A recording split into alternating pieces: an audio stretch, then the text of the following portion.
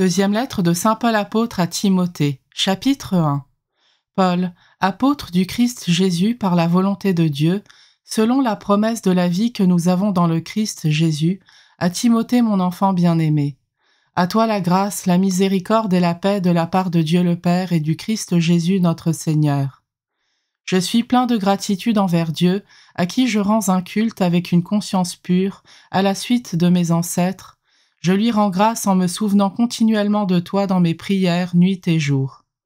Me rappelant tes larmes, j'ai un très vif désir de te revoir pour être rempli de joie. J'ai souvenir de la foi sincère qui est en toi, c'était celle qui habitait d'abord Loïs, ta grand-mère, et celle de Nice, ta mère, et j'ai la conviction que c'est aussi la tienne. Voilà pourquoi je te le rappelle, ravive le don gratuit de Dieu, ce don qui est en toi depuis que je t'ai imposé les mains. Car ce n'est pas un esprit de peur que Dieu nous a donné, mais un esprit de force, d'amour et de pondération.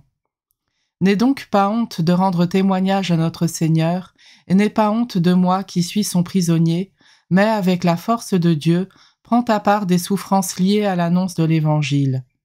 Car Dieu nous a sauvés, il nous a appelés à une vocation sainte, non pas à cause de nos propres actes, mais à cause de son projet à lui et de sa grâce. Cette grâce nous avait été donnée dans le Christ Jésus avant tous les siècles, et maintenant elle est devenue visible, car notre Sauveur, le Christ Jésus, s'est manifesté, il a détruit la mort, et il a fait resplendir la vie et l'immortalité par l'annonce de l'Évangile, pour lequel j'ai reçu la charge de messager, d'apôtre et d'enseignant. Et c'est pour cette raison que je souffre ainsi, mais je n'en ai pas honte, car je sais en qui j'ai cru, et j'ai la conviction qu'il est assez puissant pour sauvegarder, jusqu'au jour de sa venue, le dépôt de la foi qu'il m'a confié. Tiens-toi au modèle donné par les paroles solides que tu m'as entendu prononcer dans la foi et dans l'amour, qui est dans le Christ Jésus. Garde le dépôt de la foi dans toute sa beauté, avec l'aide de l'Esprit Saint qui habite en nous. Tu sais bien que tous ceux de la province d'Asie se sont détournés de moi, et entre autres Phygélos et Hermogène.